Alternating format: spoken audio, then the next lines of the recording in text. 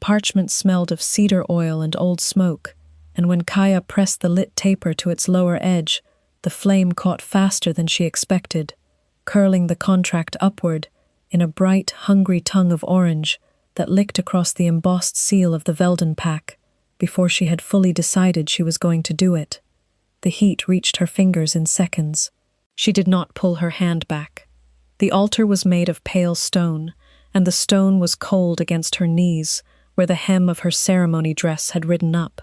She could feel every seam in the flagging through the thin fabric, could feel the eyes of 300 wolves at her back, like a second heat entirely, could feel the exact moment the room stopped breathing. The contract burned. She held it until the last corner darkened and crumbled, and the last ember fell onto the altar stone and died, and then she set the taper down in its holder with the same quiet care she used for everything, and she folded her hands in her lap, and she waited. That was 12 minutes ago. Or it might have been 11. Time had gone strange at the edges, the way it always did when her body understood something her mind had not yet fully processed. She was still kneeling. No one had moved her yet. That fact, she thought, was perhaps more surprising than the fire had been. Her name was Kaya. She was 23 years old. She was the third daughter of a third son of a minor branch of the Ashwood bloodline, which meant she was, in the formal accounting of rank that governed every breath a pack-wolf drew, approximately no one at all. She was an omega in a hall full of alphas and their chosen betas, and she had just set fire to the binding contract that was meant to deliver the Velden Pack's legal claim over the northern border territories, directly into the hands of Elder Rowan Voss, whose crest was now a small pile of ash on a sacred altar, and whose face, she knew without turning, had gone the precise color of old bone. 3 things were true at once, and Kaya held them in her mind the way she had learned to hold pain, carefully, without letting any one of them pull her apart. The first was this: the pup was safe. Mira, 7 weeks old, was tucked inside the stone annex, 2 doors from the main hall, sleeping in the care of Kaya's eldest cousin, Dara. Mira was not Kaya's blood. Mira was not anyone's official charge. Mira was the daughter of Kaya's closest friend, Elene, who had died of the fever that swept the Ashwood border settlement 14 weeks ago, and whose mate had been killed by a Silver Blade raid 6 months before that. Mira had no one. Mira had no pack name, no formal claim, no protection under any of the laws Elder Voss had spent 30 years curating and weaponizing. Mira would have been absorbed into the settlement's collective labor pool at the next census, which was a gentle way of saying she would have been raised not as a wolf child, but as a debt body, working off the cost of her own feeding before she was old enough to run.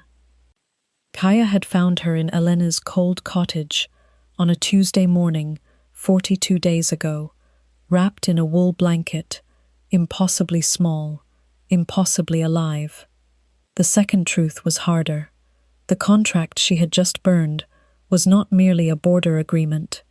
It was a betrothal clause nested inside a trade agreement, and the betrothal was Kaya's own, written and witnessed 3 years prior, when she was 20, and her family owed Elder Voss a debt they could not pay in silver or land, and had instead paid in future labor, her body, her pack assignment. Kaya had been told, at the time, that this was an honor. She had believed them, for a while, the way you believe a thing you cannot afford not to believe. The third truth was the simplest and the most dangerous. The Alpha King was due to arrive at the Velden Pack Hall in 11 days to ratify the Northern Border Treaty, of which Elder Voss's contract with the Ashwood Line was the foundational supporting document. Without that contract, the ratification had no legal floor. Without the ratification, Elder Voss had no leverage. Without the leverage, Mira's census reclassification could be challenged. Kaya had done the arithmetic 42 times in 42 days, in the dark and in the cold, and once while standing in the river, up to her shins washing the smoke smell out of Elene's blankets, and every time the arithmetic came out the same. Burn the contract, face the consequences, buy 11 days. She had bought the 11 days. She was still kneeling. Behind her, Elder Voss began to speak. The Ashwood settlement sat at the northern edge of a territory that most pack maps labeled simply as border margin, which was another way of saying it was the part no one wanted until it became the part everyone needed, and by then it was too late to have treated it well. The settlement had 43 wolves, 7 of them alphas. None of them ranked above a delta in the formal hierarchy. The rest were betas, omegas, and the uncategorized young. They kept a mill, 2 fisheries, a smokehouse, and an infirmary that had been underfunded since before Kaya was born.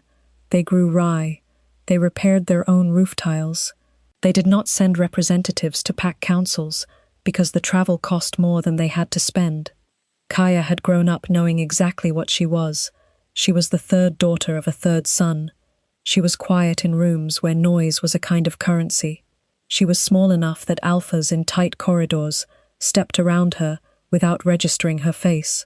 She had silver-gray eyes that no one in her family shared, and hair the color of late autumn bracken, and hands that were always slightly too cold, and she had been told since childhood that omegas with no rank and no prospects should keep their heads down and count themselves fortunate for whatever arrangement their elders secured on their behalf. She had kept her head down. She had also, quietly and without advertising it to anyone, learned to read pack law. Not the common version, not the summaries the settlement elders read aloud at winter assemblies. The full texts, the annotated editions, the case records from the 3 major council disputes of the last 60 years, which Dara had obtained for her over 7 years of patient trading and subtle request.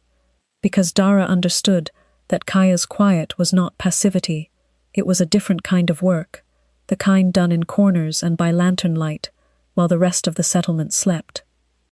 She knew, for instance, that an omega who broke a formally witnessed contract was subject to pack censure and labor assignment, but not exile, unless a secondary witness filed a formal grievance within a prescribed window. She knew the window was 10 days. She knew that during those 10 days the censured party had the right to petition for review before the highest available authority, which, if the Alpha King was traveling and within territorial range, was the Alpha King himself. She had read that particular clause 4 times, making certain she had not invented it. She had not invented it. She understood, standing in the cold river with Elena's blankets and the arithmetic running its patient loop in her head, that she was building something that had no guarantee of holding. She understood that Elder Voss was clever and well-connected and had 30 years of pack politics behind him, and that she had none of those things. She understood that the Alpha King might not hear her petition, might not find it credible, might not care about an omega from a border settlement with no rank, and a dead friend's pup, and a burned contract. She understood all of that. She burned the contract anyway. Dara had wept, quietly, the night before. She had pressed Kaya's hands between both of hers and said, "If this doesn't work," and Kaya had said, "Then I will have bought the pup 42 more days than she had, and we will think of something else." It was not a reassurance. It was just the truth, which was the only currency Kaya had ever fully trusted. She was 23 years old, and she had spent 42 days preparing to kneel on a cold altar floor and wait, and now she was doing exactly that, and Elder Voss was speaking, and his voice had the particular quality of controlled rage that she recognized from every room she had ever been made to stand in, with no formal standing of her own. "Remove her," he said. No one moved immediately. That pause, brief as it was, meant something. It meant the room was not entirely his. Kaya kept her hands folded and her eyes forward. She had 456 hours until the Alpha King was due to arrive. She intended to use every one of them. Two of Elder Voss's men came for her, with a gentleness that was more insulting than roughness would have been, the studied, careful handling of something fragile and inconvenient, and they guided her to her feet and walked her out of the main hall through the side passage, and the cold air of the corridor hit the back of her neck like a clean blade. She had expected a holding room, and that was what she got. Stone walls, a cot, a pitcher of water, a lamp. The door was not locked. That, too, meant something. Either Voss was still calculating whether locking it would cost him more than it gained, or there was someone in the room arrangement who had quietly insisted on that small mercy. Kaya sat on the cot and pressed her cold hands against her knees and let herself feel, for exactly 1 minute, the full weight of what she had done. Then she stopped feeling it and began to think instead. She had 8 things in her possession: the annotated copy of the Pack Law volume she had carried into the ceremony, hidden flat against her ribs under the ceremony dress; a letter, sealed, addressed to the Alpha King's advance rider, a record of Mira's birth, witnessed by the settlement midwife and 2 betas; a copy of Elene's mate bond registration, which established the pup's bloodline formally, her own birth record; the original draft of the betrothal clause, the unsigned version, which differed in 3 material ways from the final document Elder Voss had presented for ceremony, and which Kaya had obtained by the patient process of asking the settlement's retiring record-keeper the right questions at the right moment; a length of dried yarrow wrapped in cloth for the cold sores that had been building at the corner of her mouth for 2 weeks, and a small carved wooden token, a running wolf worn smooth with handling, that had been Elene's.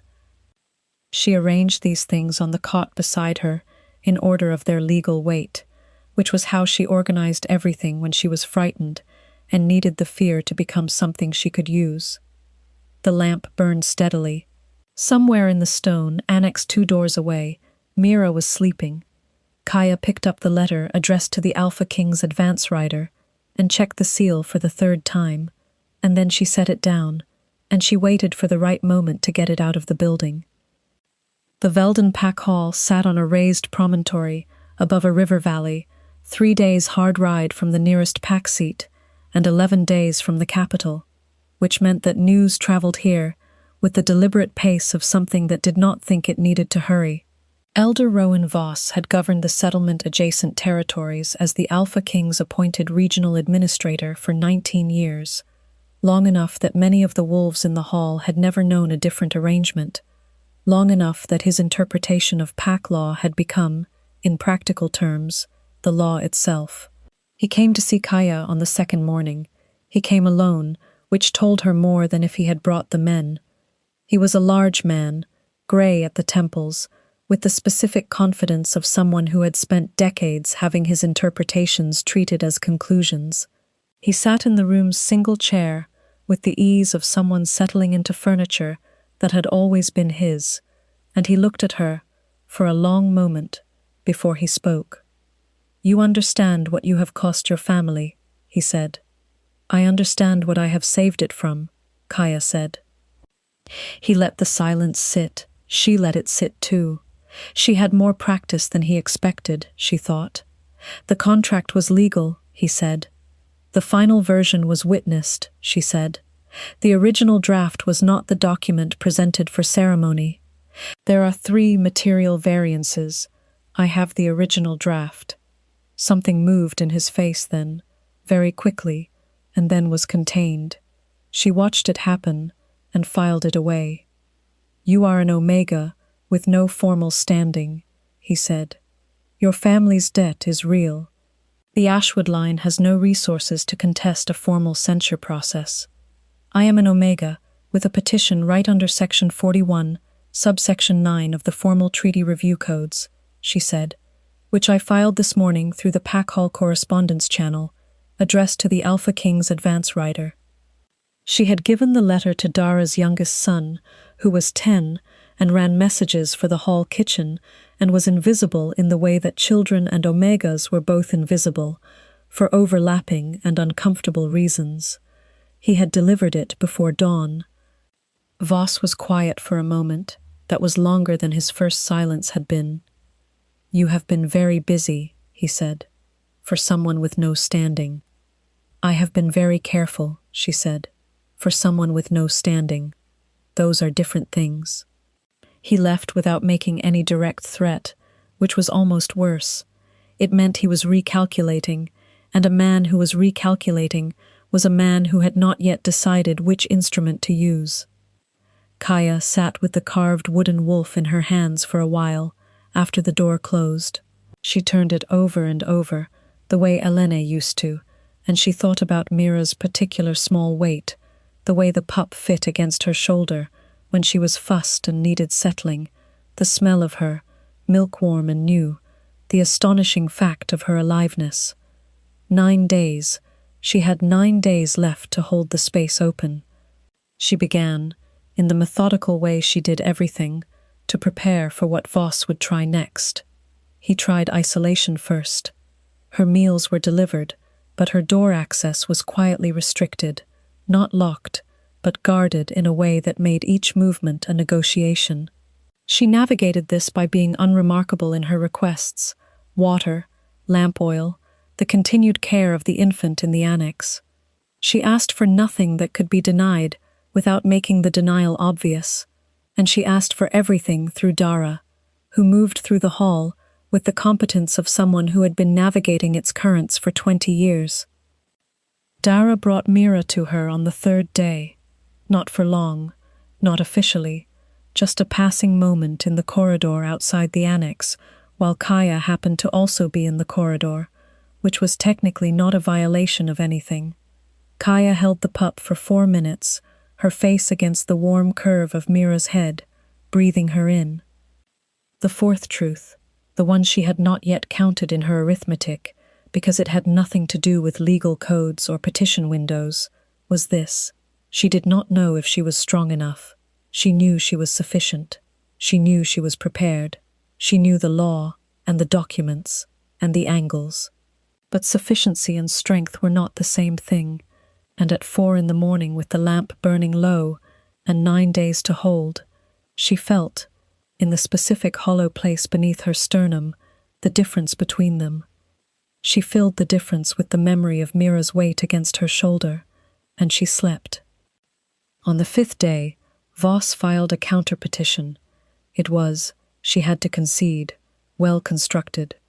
It challenged the validity of her petition, right on the grounds that an Omega, under active censure, could not invoke Section 41 without a formal PAC sponsor, and it named 3 PAC law scholars in the capital who would support his reading. She sat with the counter-petition for 2 hours, going through it the way she went through everything, methodically, looking for the seam. She found it on the 4th page. Voss had cited the amended version of Section 41, the one revised in the council proceedings of 12 years ago. But the revision had been contested at the time, and the contest had not been formally resolved. It was still listed, in the supplementary records of the council proceedings, as a disputed amendment, which meant the original text was still arguably the operative text, which meant her petition right was still arguably valid. It was not a certainty. Nothing was a certainty, but it was enough. She wrote the response herself, in her clearest hand, and gave it to Dara's boy before supper. On the 6th day, Voss stopped trying to engage her through official channels entirely. That night, 2 of his men came to the annex where Mira was sleeping. Dara sent word at midnight. She had moved the pup. Kaya sat with her back against the holding room wall, and her knees pulled up, and she made herself breathe slowly and deliberately, in for 4, out for 4, the way she had learned to manage the thing her body did when the fear became larger than she had space for. Mira was safe. Dara had moved her to the mill cottage, which was outside Voss's direct oversight. She was safe. But the calculation had shifted. Voss was no longer working within the framework of PAC law. He was working around it, and a man working around the law was more dangerous than one working within it, because she had no countermove prepared for actions that didn't have legal names. She had 5 days left. She picked up the carved wolf.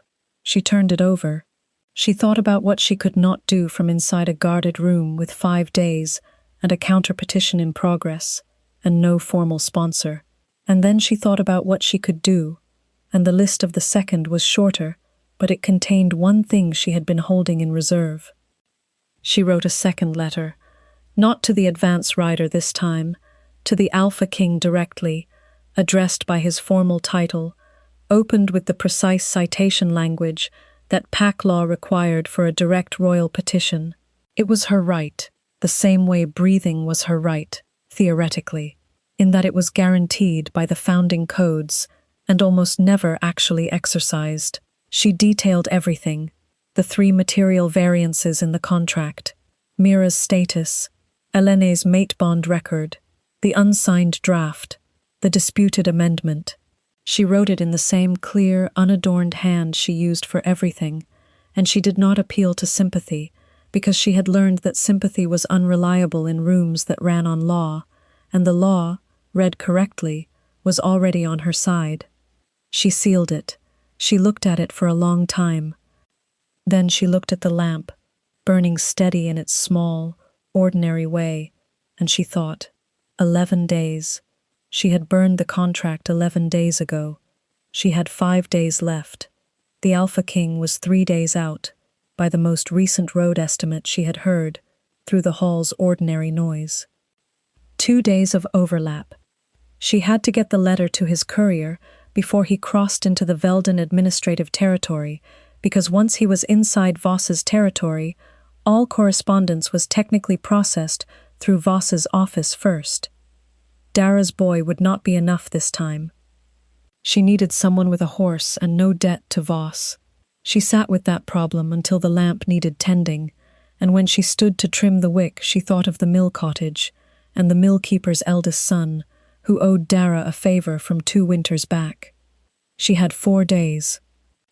Alaric had been riding for 9 days through a territory that kept getting colder the farther north his column pressed, and he had spent most of those 9 days in the particular kind of focused silence that his counsel read as composure, and that was, in fact, closer to a held breath. The northern border ratification was the 4th major treaty of his 3-year reign, and the least satisfying, for reasons he had not fully articulated even to himself.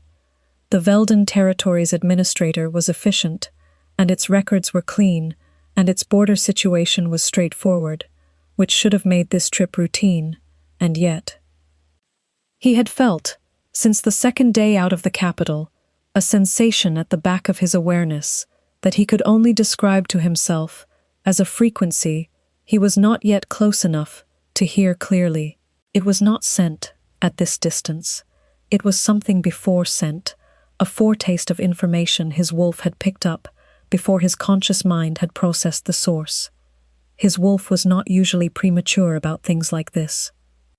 He had been riding for 9 days, and the frequency had been getting clearer for the last 3, and by the morning of the 9th day, he had stopped trying to attribute it to trail fatigue or the particular cold of the northern valley air, and had simply allowed himself to notice it. Something was wrong in the Velden Hall, not the treaty, something alive, something that carried a note in it that his wolf catalogued, without his permission, as important. He was 40 minutes out from the hall when his advance rider came back at a canter, which was not the planned approach. 2 letters, sir, the rider said. The first arrived 9 days ago. My apologies. It was flagged as low-priority correspondence, and it was only when the second arrived this morning, through a private courier, that I saw the connection. The second is a direct royal petition. It's legitimate. The citation language is correct. Alaric took both letters. The first was addressed in small, precise handwriting. He read it in the saddle without breaking pace. Then he read it again. Then he read the second. He did not speak for a long moment. The column had slowed around him by the subtle contagion that happened when a king stopped being in visible forward motion. His captain, Bren, came alongside. Sir? Change of route, Alaric said. I want to enter through the settlement side, not the main approach, and I want the regional administrator's correspondence log from the last 12 days. That's not the protocol, Bren said. No, Alaric said. It is not. His wolf had been correct. It usually was. He read the letters a third time, and he was aware, in the specific way that recognition worked in his blood, of a scent he had not yet encountered and should not yet be able to sense. The letters smelled of lamp oil and cedar and cold stone, and something underneath all of that, something clean and quiet and very tired, that his wolf filed away without being asked to, the way it filed things it considered its own business. He put the letters in his coat. He rode faster. The Veldon Pack Hall's winter gate faced east, and the morning light hit it at an angle that turned the old iron fittings the color of rust and honey, and that was the gate. Alaric's column came through, at the unannounced hour of early morning, before the household was fully assembled, which was not the protocol, and which Alaric had specifically chosen, because he wanted to see the hall before the hall had time to arrange itself for him.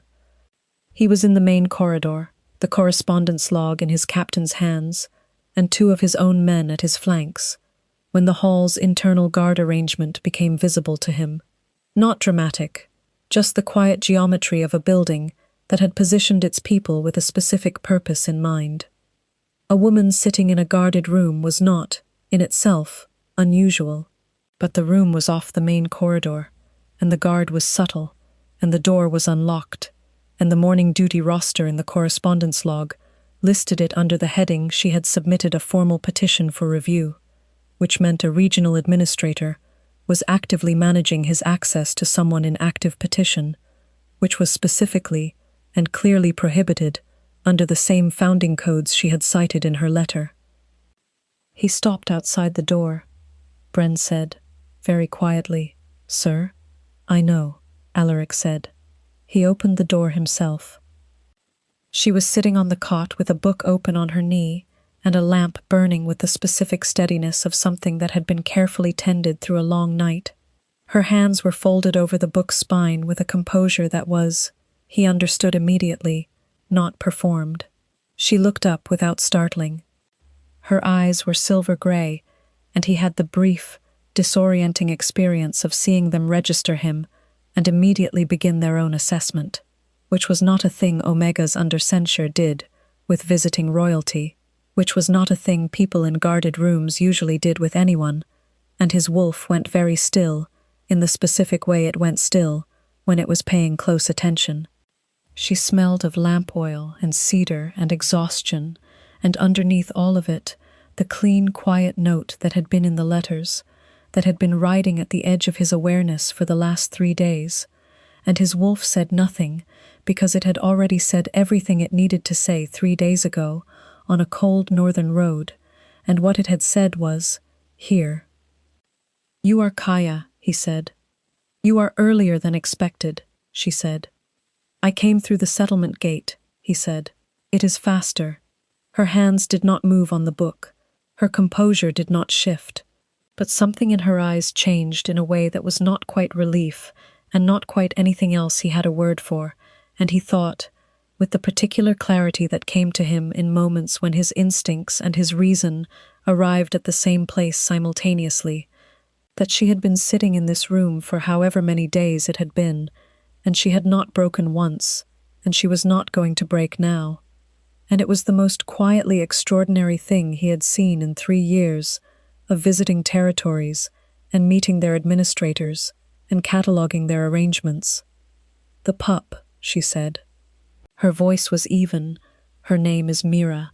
She is in the mill cottage outside the main hall boundary. She is healthy. She has a birth record and her mother's mate bond registration. I need to establish her formal pack status before the census window closes. I have read your letters," he said. "Then you know the 3 material variances in the contract." "I do." "And the disputed amendment." "Yes."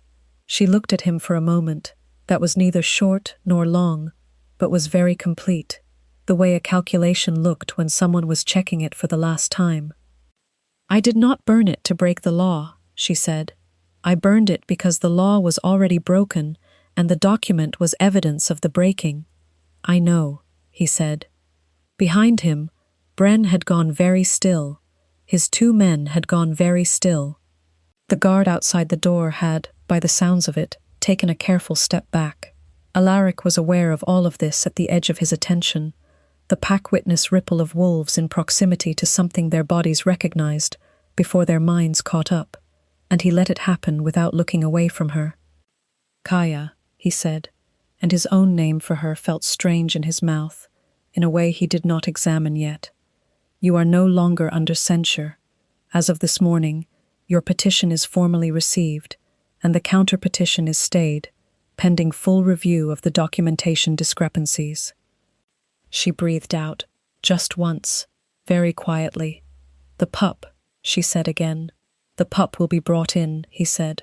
She will be registered. I will witness it myself. Kaya stood. She had been sitting on that cot for, he did not know how many days exactly, and he was going to find out the exact number, because he felt, in the cold, certain place behind his sternum, where his wolf kept its accounting, that he needed to know the exact number and hold it. She stood, and she was not as tall as he had somehow expected from the letters, and her hands at her sides were very still and very cold-looking, and his wolf said, with great patience, the word it had said 3 days ago on the road, and did not say it louder, because it did not need to. He said, was there anything else in the room they should have brought you that they did not? It was not quite a question. Warmer water, she said. The pitcher has been cold. He turned to Bren. Warm water, he said. And whatever she needs for the morning. Bren moved. The men moved. The quiet machine of his authority rearranged the room without fanfare, the way it was supposed to, the way it had not been working in this hall before this morning. Alaric stood in the doorway a moment longer. The cedar and lamplight scent of her was very clear now, and the tired, quiet note underneath it, and below that something else entirely, something his wolf had been orienting toward for 3 days, on a cold northern road without his permission, and with complete accuracy. He did not name it yet. He was a patient man, but his wolf had already filed it under a category from which there was no future reclassification, and he was old enough and honest enough with himself to know that this meant something had already begun, that he was not going to be the one to stop. Elder Voss was in the main hall when Alaric arrived, with his full entourage and the sealed correspondence log, and Kaya walking 2 steps to his left, which was not a formal placement, and was therefore more informative than any formal placement would have been. Voss read the geometry of the arrival in the first second, and something in his face performed a rapid, involuntary adjustment. Your Majesty, Voss said, we were expecting you this afternoon, through the main approach. I came early, Alaric said, through the settlement gate. He set the correspondence log on the main table.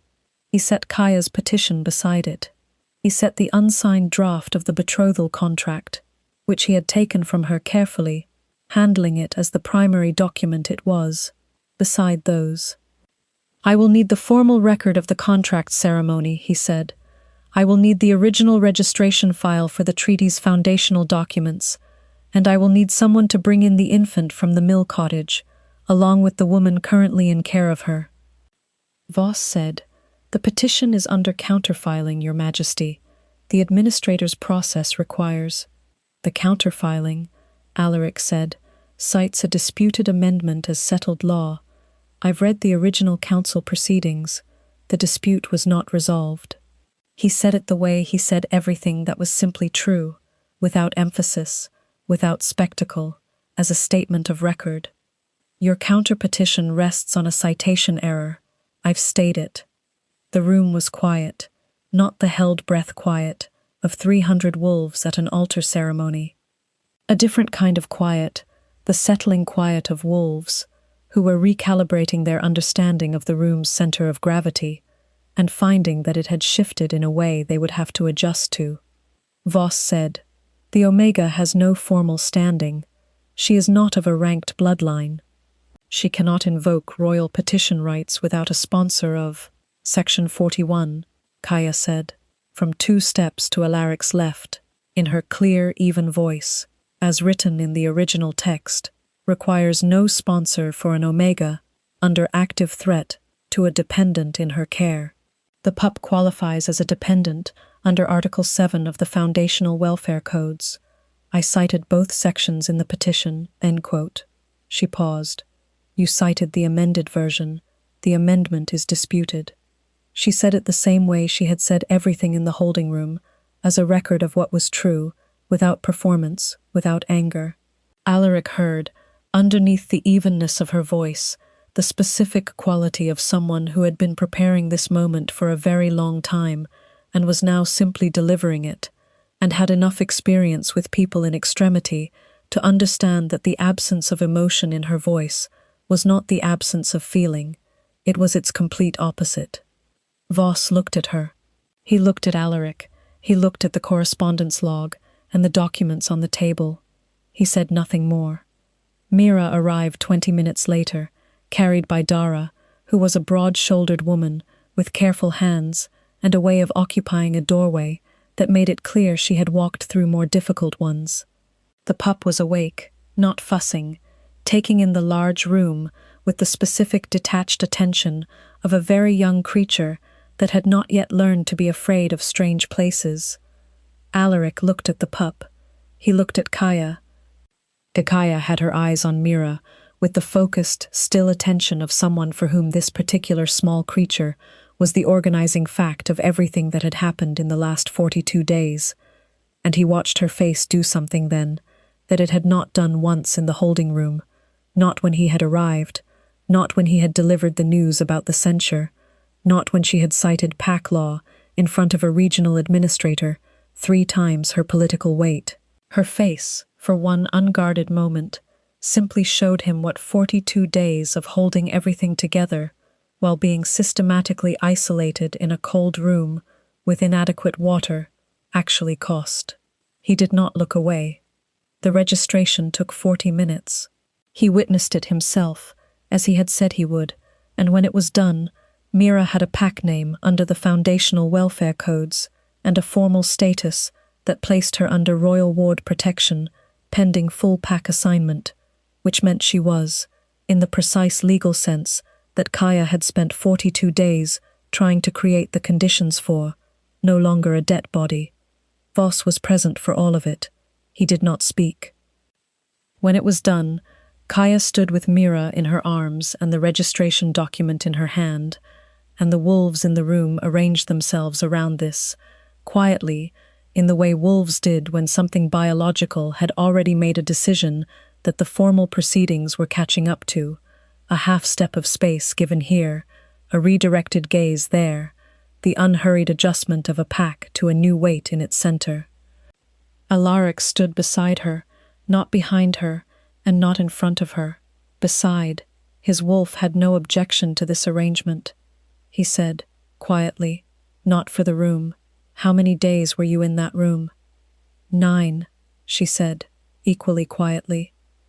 Before that, from when you first decided to burn the contract. She thought for a moment. The pup's weight settled against her shoulder. 42 days of preparation, and 9 in the room, 51 days in total. He was quiet for a moment. I want to review the full set of documents with you, he said.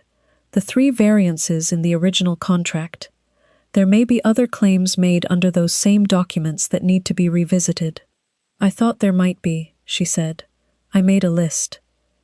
He looked at her then, at the side of her face as she looked at Mira, and he felt, with the complete quiet certainty that his wolf had been carrying for 3 days on a cold road, and that he had been too careful and too controlled to name out loud before this moment, that she had been making lists in the dark for a very long time, and that no one had thought to ask to see them, and that this was a specific and serious kind of waste that he intended to correct.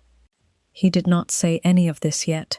He was a patient man, but his wolf said, very softly, with the patience of something that had already settled the matter on a northern road at distance, and was now simply waiting for the man to catch up. Here, and then mine, and then stay. He said none of this aloud either. He said, after the morning session then, I would like to see your list.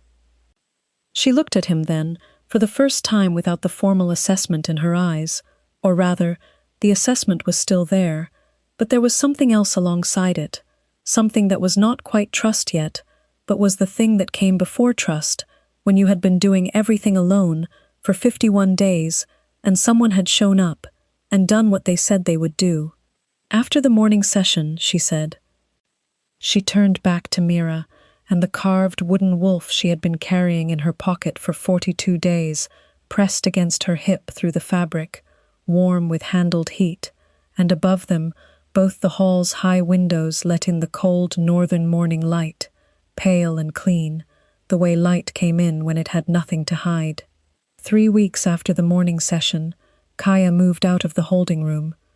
She moved into the hall's east wing, which was the guest quarter, and then, by a series of arrangements that were technically administrative and in practice were nothing of the kind, she moved again to a set of rooms that adjoined the wing where Alaric had set up the working space for the extended treaty review, because the treaty review had become, in the 3 weeks since his arrival, substantially larger than a single morning session.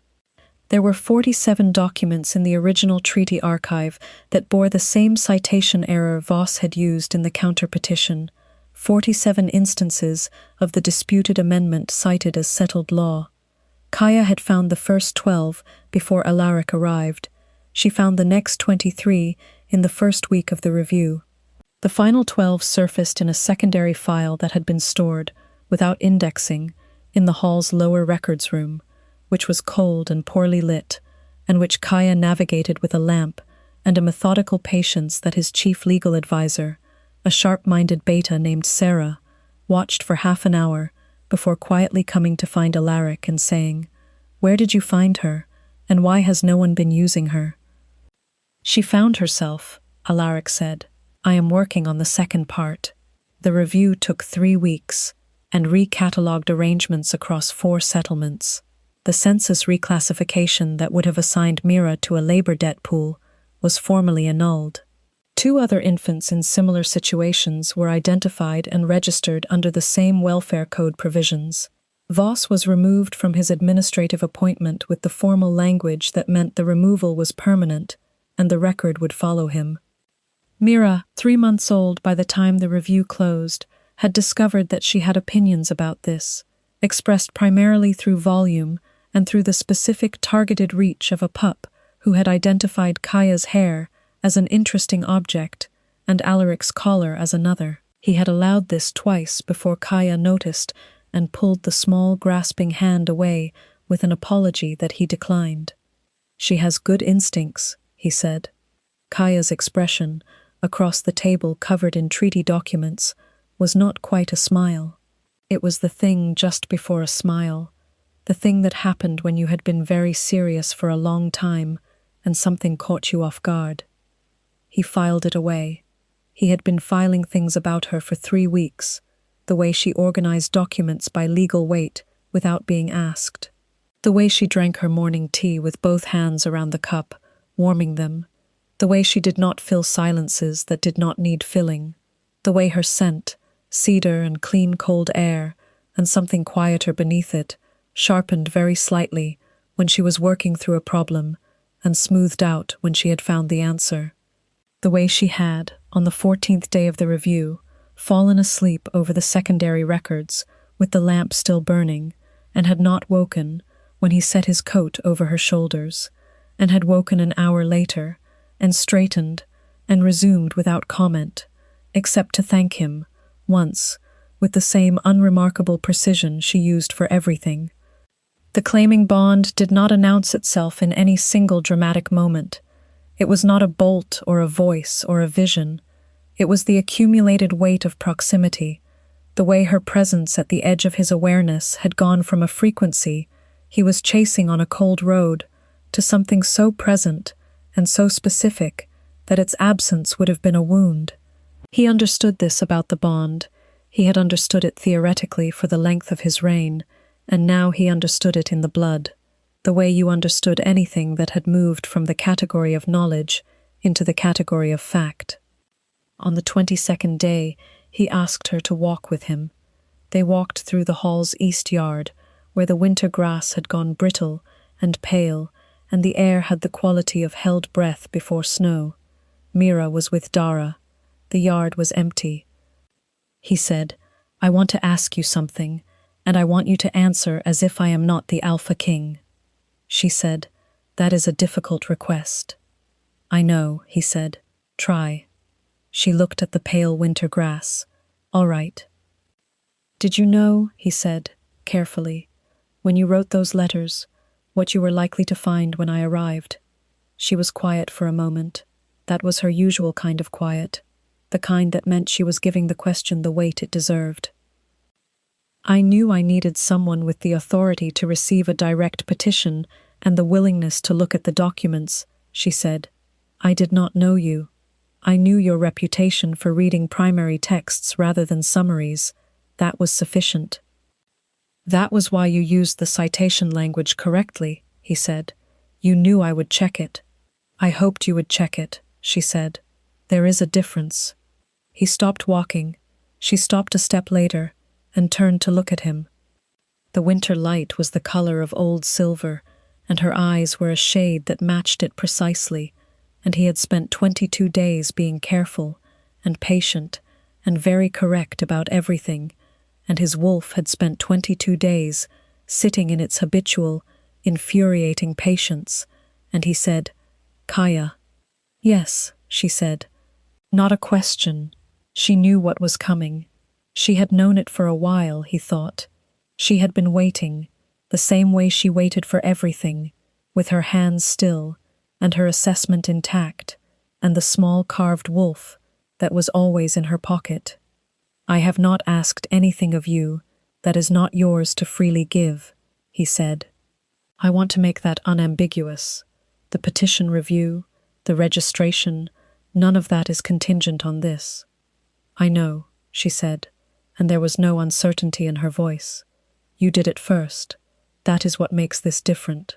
The bond, when it settled between them, was quiet, not small, quiet. The difference mattered. It moved through his chest like a key finding a lock it had been made for, and her breath changed, barely, one caught moment, and then she turned her hand palm up at her side, and he took it, her cold fingers inside his warm ones, and neither of them said anything more for a while, because the winter yard was very still, and the cold air smelled of frozen grass and cedar, and the specific note that was entirely her, and there was nothing that needed to be added to it.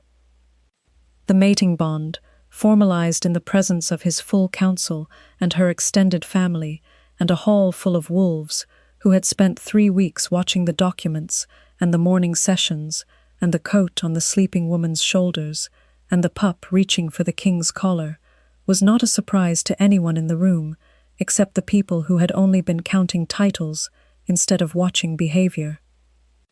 Dara cried. She had the grace to do it quietly. Mira slept through the ceremony with the superb indifference of someone who had already decided these things were settled. The first snow of winter came the night of the bonding, and it came the way things came in this part of the territory, quietly, without announcement, covering the hard ground in 4 inches of clean white by morning. Kaya was reading by the window when it started. Not treaty documents. A book, a real one, something she had asked for from the hall's small library, and which had been brought to her within the hour, which was still, 3 weeks later, mildly astonishing to her, the speed with which things arrived when you asked for them, in a room where your presence was expected and welcome rather than managed and contained. Alaric came in late, later than she had expected, and stood for a moment in the doorway. "Snow," he said. "I noticed," she said. He sat in the chair beside hers, and she passed him the book without comment, and he looked at the page she had been on, which was a record of the original pack founding documents, because she had found 3 more citation questions She wanted to understand before the morning, and he looked at her over the edge of the page with an expression that was entirely private and said, "You are reading the founding documents. There is a section on territorial annexation that I want to understand better before the regional review." "Kaya," he said, "it is the night of our bonding." "I know," she said, perfectly composedly, "but I will be thinking about the annexation section either way, and it seems more efficient to simply read it." He set the book on the side table. He reached over and removed the second document she had been making notes on. He looked at her. She looked at him. Her hands were cold, as they always were. He took them in both of his. The lamp burned between them, steady and small and warm, and outside the window the snow kept coming down, and Mira was asleep in the next room, with the carved wooden wolf tucked in beside her, worn smooth by the hands of her mother, and then the hands of the woman who had held the space open for her. 51 days and a burned contract, and a cold room, and a letter written in careful citation language to a king who read primary texts instead of summaries, and all of it arriving here. 2 people in a warm room, with a lamp between them, and the first snow of winter on the ground outside, and no more arithmetic left to do. Kaya looked at their joined hands for a moment, her cold fingers laced through his warm ones, and she thought about the arithmetic one more time, not because she needed to, but because it was the habit of a woman who had spent 23 years making sure she understood exactly where she stood before she allowed herself to believe in a floor. 51 days, 9 days in a room with cold water and a lamp she had tended herself. 42 days before that of preparation done in the margins of a life that had never given her margins, of building a case out of documents and careful questions and the patient accumulation of things that were simply, provably true. 3 years prior, a debt paid in her future, and before that, a lifetime of standing in rooms where she was registered as background rather than presence, as a function rather than a person, as the third daughter of a third son, of a bloodline that the PAC's formal accounting treated as a rounding error. She had done the arithmetic. She was done with it now. She let Alaric's hands hold hers in the circle of the lamplight, and she let the warmth of him work through her fingers, which were always cold, which had always been cold, and she felt the bond settle the rest of the way into her chest, like the final log set into a well-built fire. Not the dramatic catching flame of the first spark, but the deep, banked heat of something that would still be burning in the morning. "I was going to tell you," she said, "that the annexation section cross-references 3 documents from the original founding Congress that I cannot find in the hall's archive. I think they may have been removed. I think the removal may not have been accidental." Alaric was quiet for a moment, in the particular way that meant he was not dismissing the thought, but holding it. "You found this tonight," he said. "I found the gap tonight," she said. "The documents themselves, I have not found. That is the problem. Tomorrow," he said. "Tomorrow," she agreed. She looked at the snow through the window. It was coming down straight and unhurried, the way snow came when the air was still and cold and had no argument with anything. The yard below was already white, the brittle winter grass entirely covered, and the iron fittings on the east gate were capped with thin lines of white that made them look briefly like something decorative rather than structural. She had grown up in the settlement watching snow like this and thinking about the rye, about whether the cold had come early enough to damage the rootstock, about whether the smokehouse stores would be sufficient if the road iced before the last supply run. She was thinking none of those things now. She was aware of the difference. "Kaya," Alaric said. She turned from the window. He had the expression he sometimes wore in the morning sessions when she had found something in a document that shifted the entire frame of the discussion, the expression that was not quite surprise and not quite admiration, but was the specific quality of attention a person gave when they had decided to stop underestimating something and were adjusting accordingly. He wore it now not over a document, but over her face, and she understood that he was doing the same thing she had been doing with the arithmetic, checking his own understanding against what was actually in front of him. "I knew, from the letters, that you were careful," he said. "I did not know until I arrived that careful was not the right word." She waited. "The right word," he said, "is exact. You are exact. You find the seam in a document the way water finds a crack, not because you are searching for weakness, but because you understand the structure well enough to feel where it is not sound." She said nothing. She was not accustomed to being described in terms of what she actually did, rather than what she was expected to do. "I want you to lead the full archive review," he said, "not as a support position under Sarah, as the primary reviewer. The founding document gaps you found tonight are exactly the kind of thing the review was supposed to surface and has not. I want your name on the record as the person responsible for the work." Her hands were still inside his. She felt, in the specific hollow beneath her sternum where she had spent 51 days putting Mira's weight and the carved wolf and the memory of Elene's face, something shift that was not the bond and not the relief she had felt when he had arrived early through the settlement gate, and not the quiet domestic settling of the last 3 weeks. It was smaller than all of those things. It was her name, on a record, as the person responsible for the work. She had been doing the work for 23 years. "All right," she said. It came out quieter than she intended. He did not make much of it. That was, she had come to understand in 3 weeks of watching him, characteristic. He delivered the thing directly, and then left her the space to receive it, without the ceremony that would have required her to perform a reaction. It was the same quality that had made her write the second letter, the direct petition, when she had no precedent for thinking a king would read a petition from an Omega, with no standing and no sponsor, and a burning contract behind her.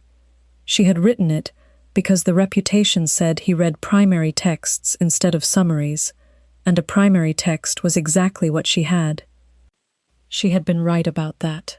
The evidence was in this room, which was warm and smelled of lamp oil and cedar and the first snow of the year coming through the gap at the window's edge, cold and clean. She said, "Elene would have found this funny." He did not ask her to explain. He waited. "She would have said," Kaya continued, "that I burned a contract at an altar and got hired as the chief document reviewer, and she would have said that was the most Kaya possible outcome. She would have meant it as a compliment." "It is a compliment," Alaric said. Kaya smiled then, fully, the way she had not smiled in a long time, not the thing just before a smile that he had been cataloguing for 3 weeks, but the real version, which was smaller than he might have expected, and more complete, and which reached the silver-grey eyes. He held both her hands in both of his, and he said nothing, because there was nothing useful to add to a smile like that, and the snow came down outside the window, and the lamp burned between them in its small, steady, reliable way. In the morning, Mira woke before either of them, communicating her opinion on this through the wall with the focused authority of someone who had learned that volume produced results. Dara, who had taken the adjoining room with the pragmatic efficiency of a woman who understood that the practical arrangements of early pup care did not pause for bonding ceremonies, had her before Kaya was fully upright. Kaya stood in the doorway between the rooms in the grey pre-dawn light and watched Dara settle the pup against her shoulder with the expert rotation of someone who had done it 1,000 times, and Mira subsided into the satisfied quiet of a creature whose primary needs had been addressed. "She is going to have opinions about everything," Dara said, not looking up. "She already does," Kaya said. "Gets it from somewhere," Dara said, which was as close as she ever came to a direct statement of anything that might be construed as sentimental. Kaya crossed the room and touched Mira's back, the warmth of her through the wool blanket, the small, solid reality of her breathing. She thought about Elene. she thought about the 42 days, and the cold river, and the arithmetic. She thought about the mill cottage, and Dara's boy on his fast horse in the dark, and the letter with its careful citation language, and the morning Alaric had come through the settlement gate 3 hours before anyone expected him, and opened the door of the holding room himself. All of it had been for this, a pup breathing under a warm blanket in a room that was hers, with a name on a pack register, and a royal ward seal, and no debt, and no census reclassification, and the whole long ordinary future of a wolf child who was going to grow up and have opinions about everything, and reach for things she wanted without knowing, probably, that there had ever been a time when the reaching was not allowed. Good, Kaya thought. She should not have to know.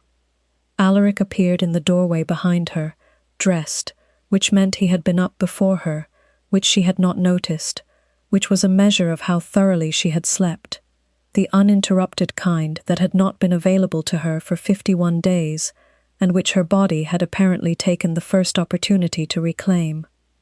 He looked at Mira, and then at Kaya, and then at Dara, who handed him the pup with the completely unsentimental air of a woman redistributing a weight that needed redistributing, and he received the pup with a composure that had a very slight quality of a man who had not entirely expected to be handed the pup, but was not going to let this be visible. Mira regarded him with the same detached assessment she applied to everything, and then reached for his collar. "She does this," Kaya said. "I remember," he said. He let her grasp it. His expression, as he looked down at the small, certain hand holding the edge of his collar, was the private one, the one that was not for the morning sessions or the council room or the formal proceedings, the one she had first seen on the 22nd day in the winter yard when he had asked her to answer as if he was not the Alpha King. She thought, this is the floor, not the bond, not the registration, not her name on a document as the person responsible for the work, though those things were all real and solid, and she would keep them.